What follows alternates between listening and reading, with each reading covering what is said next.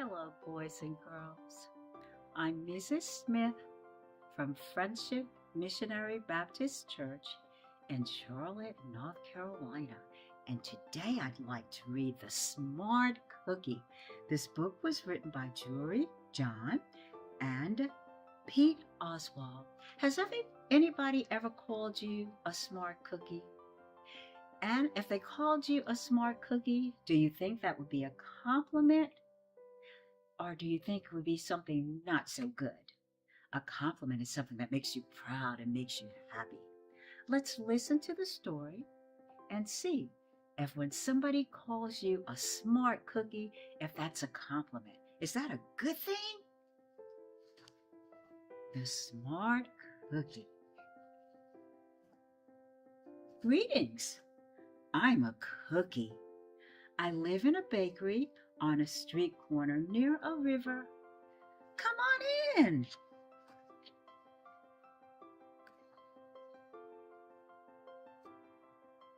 Welcome to our little community.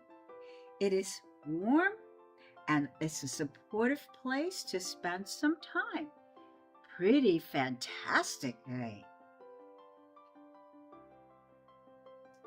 These days, life is sweet, but my journey wasn't always a cakewalk. When I was younger, I couldn't have imagined fitting in here. For a long time, I didn't feel comfortable speaking up or sharing my ideas. I didn't feel like I was a smart cookie.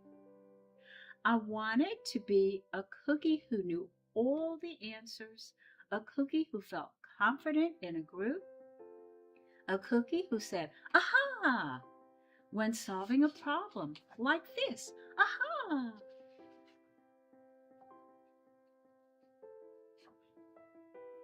Looking back, I had some trouble in my early days. I went to school in a gingerbread house. Our teacher, Miss Biscotti, was kind and patient. When I arrived each morning, she waved at me and smiled. But I didn't get the best grades, and I never raised my hand because I couldn't think of the answers as fast as the others. And when I was the last to finish most of my test, it wasn't because I didn't care. And it wasn't because I didn't try. Sometimes I get distracted and mess up, even though I knew the material. Those were the most frustrating moments of all. Once I misspelled the word dough. That was rough.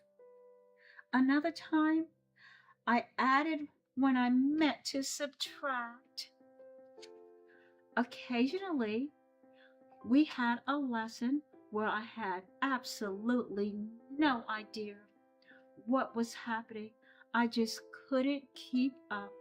I imagined that my desk was a raft and that I was completely lost at sea because that's what I felt like. At night, I slept in a cookie jar. I had almost 6 dozen roommates. Move, you move. No, you move. No, you move. No, you move. I'd stay awake and stare out the window and worry. And if it weren't this way, day after day after day, this is how it went. But then something happened that changed everything. It all started with a homework assignment. Miss Biscotti requested our attention one afternoon. Tonight, I would like you to create something completely original, she announced. It could be anything you want. Please bring it to class tomorrow. That was it. There were no further instructions. Miss Biscotti winked at me as I gathered my belongings. I felt like I had a million butterflies in my stomach. Create anything? Something original? Due tomorrow? Gulp.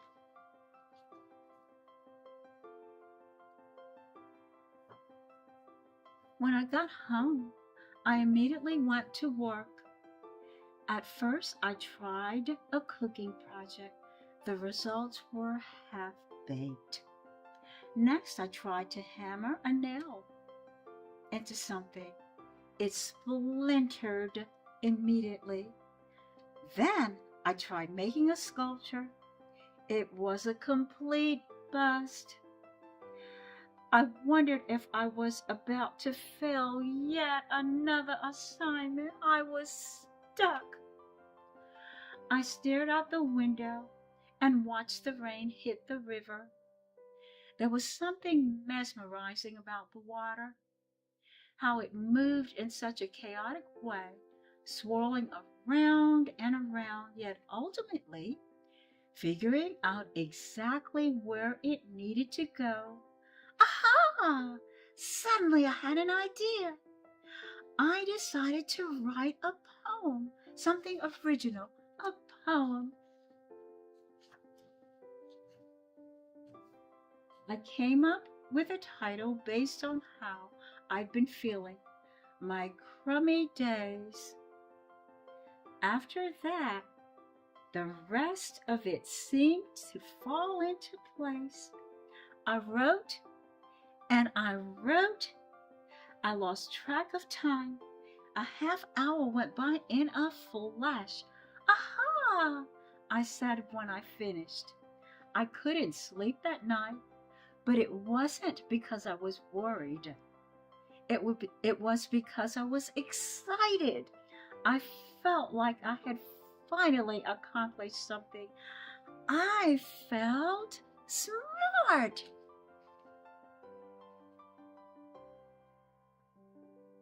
The following day, Miss Biscotti asked for volunteers to share what we had created.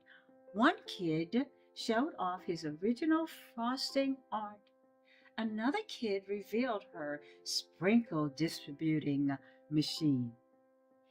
It was neat seeing how everyone was good at such different things.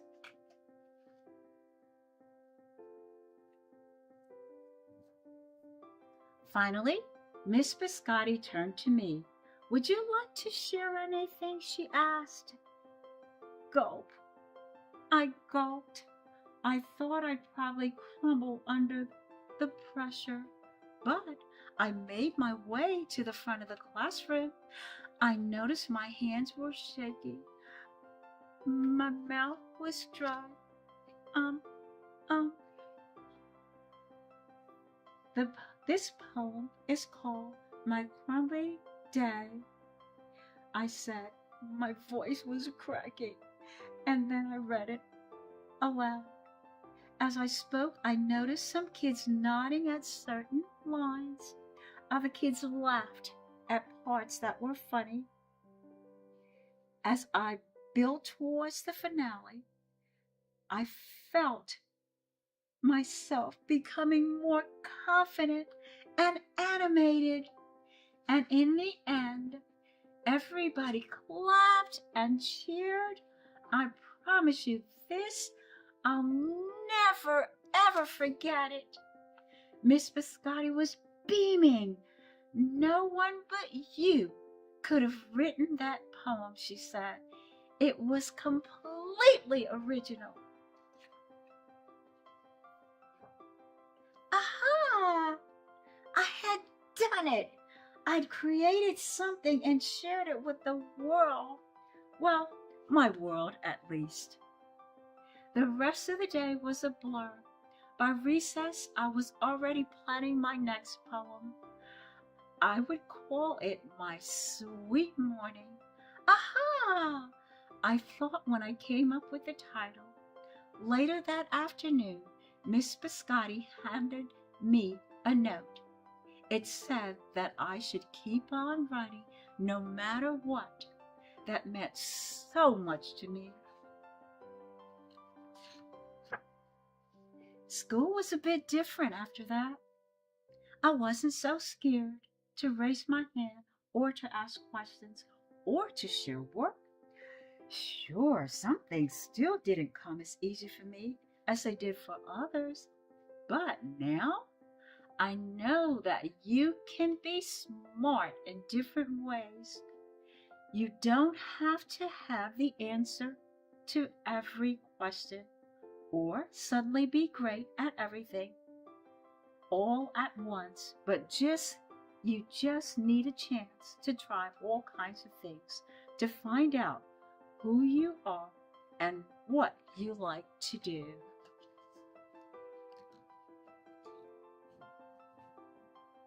As for me, I learned that I can write and I can think of great ideas. And I find plenty of other things I'm good at too. I no longer feel lost at sea. It's more like floating down a river. And the best part is, there's always more to learn because we're all smart cookies. The end. I hope you liked it, and I'm sure you are a smart cookie. Goodbye. I'll see you next time.